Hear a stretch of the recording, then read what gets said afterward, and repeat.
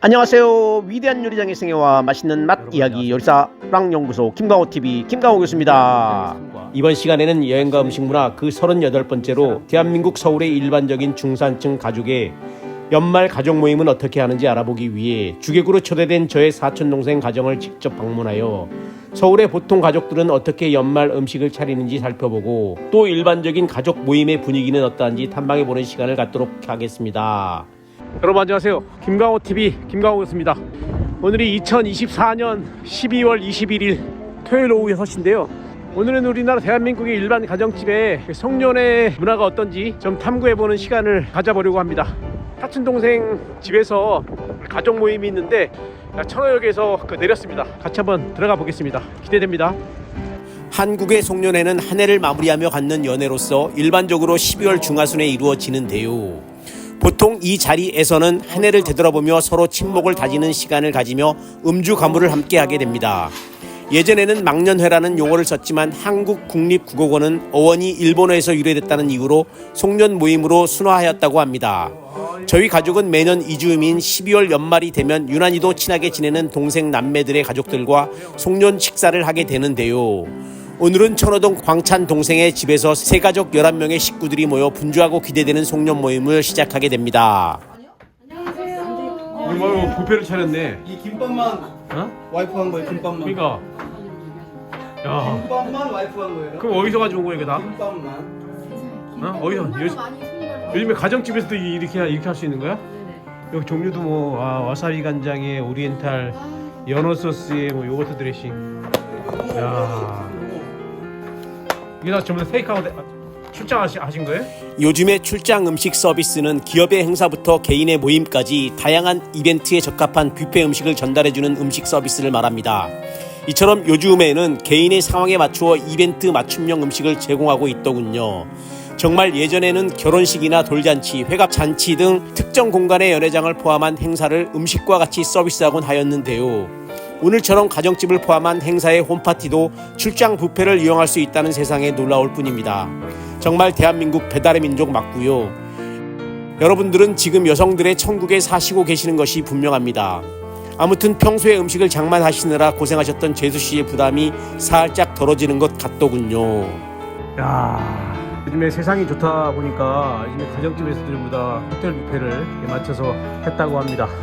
무엇보다도 연말하면 모해샹동이 없을 수 없죠, 그죠? 평일날에는 먹을 수도 없고 구경할 수도 없는 이 시가 한 20만 원 정도 할 텐데 화이트 모해샹동 좋은 술 많이 준비했습니다. 네. 모해샹동은 세계에서 가장 큰 샴페인 하우스로 1743년에 클로드 모에라는 프랑스인에 의해 설립되었습니다. 자, 모해샹동입니다. 이것은 다양한 기념일을 위해서 고유한 샴페인을 제공하고 있는데요. 모해샹동은 전 세계에서 가장 많이 팔리는 최고급 샴페인 브랜드이며 큐베 임페리얼 브리부터 프리미엄급 상징인 돈페리뇽까지 다양한 제품 라인을 갖추고 있습니다. 이 브랜드의 샴페인은 프랑스 샴파뉴 지방에서 생산되며 품종으로는 피노누와 피노미뉴에 샤르도네가 있습니다. 야, 뭐 크리스마스 기분이 나네요. 딸들이 2명 있는 집이라서 우리 집하고 분위기가 완전 다릅니다. 오늘의 주빈인 광찬이 동생은 저와 꼭 10년 터울이 나는 나이인데요. 어려운 환경 속에서도 자립으로 예쁜 두 딸을 바르고 건강하게 키우고 있는 모범부입니다. 특히 동생인 서원이가 올해 국제중 입학에 당당히 합격하여 부모의 위상을 뽐내고 있으며 오늘의 성탄 분위기처럼 내내 축하의 분위기입니다. 크리스마스는 2000년 전 예수의 탄생을 기념하는 축제로서 매년 12월 25일에 기념을 하는데요. 이날은 기독교 문화권에서 매우 중요한 의미를 가지기도 하지만 이젠 모두에게 대중화가 되어서 일반인들도 이날을 기원하곤 합니다.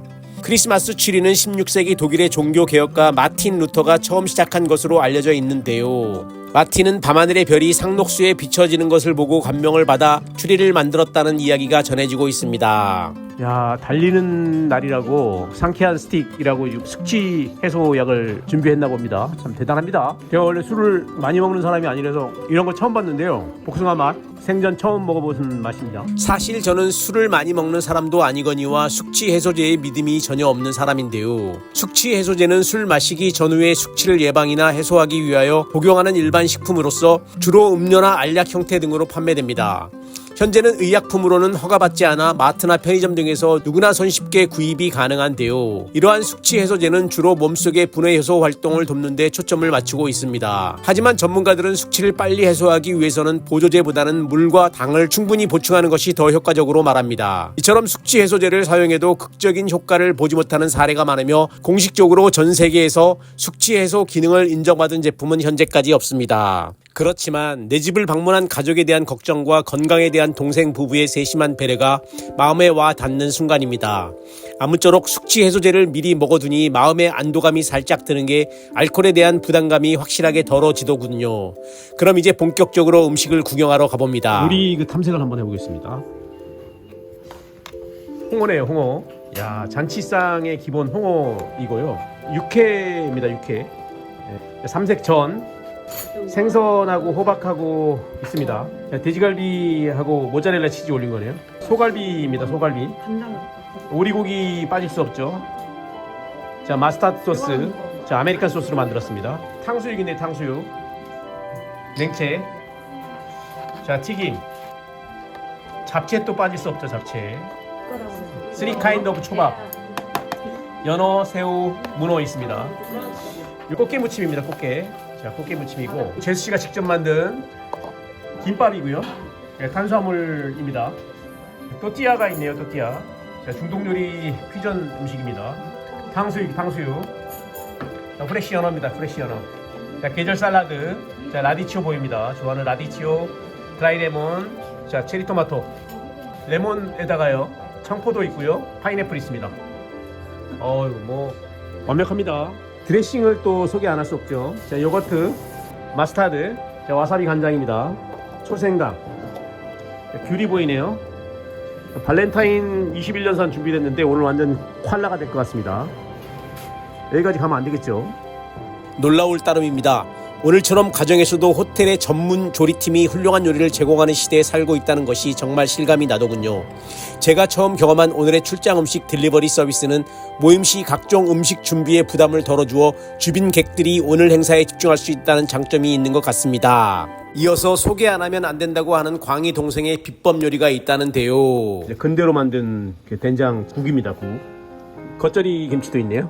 알맹이만 있는 석류. 요리 고명으로 쓰면 좋은데요. 이제 가족 모두가 본격적으로 음식을 떠 자리에 앉은 후 이 집의 가장인 광탄 동생의 건배사로 만찬이 시작됩니다. 자, 올해 한 해 마무리 잘하시고 우리 가족 모두의 건강을 위하여. 사실 가정식 뷔페는 생각지도 않았던 처음 경험하는 방법이었는데요. 뷔페는 무엇보다도 제가 좋아하는 음식을 골라서 먹을 수 있다는 장점이 있는 것 같습니다. 어느덧 50대 후반에 접어든 저로서는 건강을 생각하지 않고 음식을 떠 먹을 수 없을 것 같습니다. 오랜만에 먹어본 구수한 된장을 푸른 근대국은 어릴 적의 향수를 불러줍니다. 근대 잎은 이처럼 국거리나 나물로 해 먹는 우리나라 전통 풀입니다. 근대국은 위와 장이 나쁜 사람에게 식이요법으로도 이용되기도 하였는데요. 끓는 물에 살짝 데쳐 된장에 무쳐 먹습니다. 근대에는 사포닌이나 레시틴 등이 많이 함유되어 있어서 예부터 어린이용 해열제로 사용되었다고 합니다. 홍어는 제가 좋아하는 몇 가지 생선 중 한 가지 요리인데요. 홍어는 가오리 상목 중에서 홍어목에 속하는 생선으로 우리나라에서는 삭힌 음식의 대명사로 유명합니다. 이 요리는 원래 서민들이 막걸리와 함께 즐기던 생선이었지만 홍어 특유의 단맛과 감칠맛으로 점점 인지도를 높이더니 지금은 물량이 부족하여 점점 값이 더 올라 현재는 마리당 10만원대에 호가할 정도로 비싸졌다고 합니다. 특히 흑산도 근처의 참 홍어는 아예 급이 다른 취급을 받는다고 하는데요. 동생은 언제부터인가 형이 좋아하는 이 홍어 요리를 빼놓지 않고 내더군요. 적당한 알코올은 용기와 기분을 설레이게 합니다. 정말 기분 좋고 행복한 순간입니다. 평소 분위기를 곧잘 띄우는 동생은 유학파 부부인 우리를 위하여 이제는 굳이 영어로 건배사를 다시 하겠다고 합니다. 자, 영어로 건배사 한번 하겠습니다. 너 진짜 근데 나는 알았어. 이렇게 높이 든 거는 요번 한 타임 쉬어가고 싶다라는 걸 나 알았는데 이러면 안 되지. 건배사 영어로. 자, 하겠습니다. 원샷! 야, 끝이야? 원샷. 기대를 너무 많이 했네. 와, 원샷이네. 기대를 너무 많이 했어. 동생의 위트 있는 아재 개그 때문에 오랜만에 정말 한번 웃었습니다. 사실 제 나이가 되면 세상사 웃을 일이 정말 없는 것 같은데요. 동생은 결국 아껴두었던 40도짜리 신동엽 술까지 나오더군요. 이처럼 술 자리는 친구나 가족, 동료들과 함께 친목 도모와 유대감을 강화하는 데 매우 중요한 역할을 합니다. 적당한 술은 심장병 및 혈액순환에 도움이 된다고 하는데요. 이처럼 술은 일시적으로 스트레스를 완화해주며 감정적인 상태를 더욱 극대화하는 역할을 합니다. 어느덧 고조되었던 감정이 차분히 다운이 되고 이제부터는 진심 어린 대화가 시작이 됩니다. 누가 취중 진담이라고 하였나요? 이는 술에 취한 동안 털어놓는 이야기는 진심에서 우러나온 말이라는 뜻을 말하는데요. 이것을 다른 말로는 취중 고백이라고도 합니다.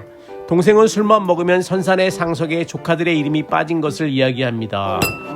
자, 동생. 서서 먹어야지. 서서 어. 먹어. 배가 지금. 노력할게요. 이속 때문에 진짜 살벌하다 살벌해. 조금도 세심하지 못했던 저의 불찰을 다시 한번 반성하게 됩니다. 저는 오늘 가족 송년회 모임을 통해서 가족 사랑의 중요성을 한 번 더 깨우치는 계기가 되었습니다. 이처럼 가족의 사랑은 절대 변하지 않고 오히려 시간이 지날수록 더욱 커지는 강인한 감정인 것 같은데요. 2024년 올해도 연말은 친가족들과 함께 모여 오늘처럼 소중한 순간들을 나눴던 아주 특별한 시간을 보냈습니다. 동생들, 가족들과 평소에 할 수 없었던 삶의 이야기를 서로 듣고 나누었으며 서로의 감사를 전하는 기회가 되었습니다.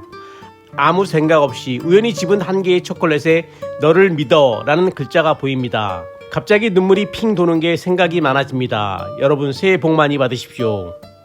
구독과 좋아요는 영상 제작에 큰 도움이 됩니다. 이상으로 요리사랑 연구소 김강호TV 김강호였습니다. 감사합니다.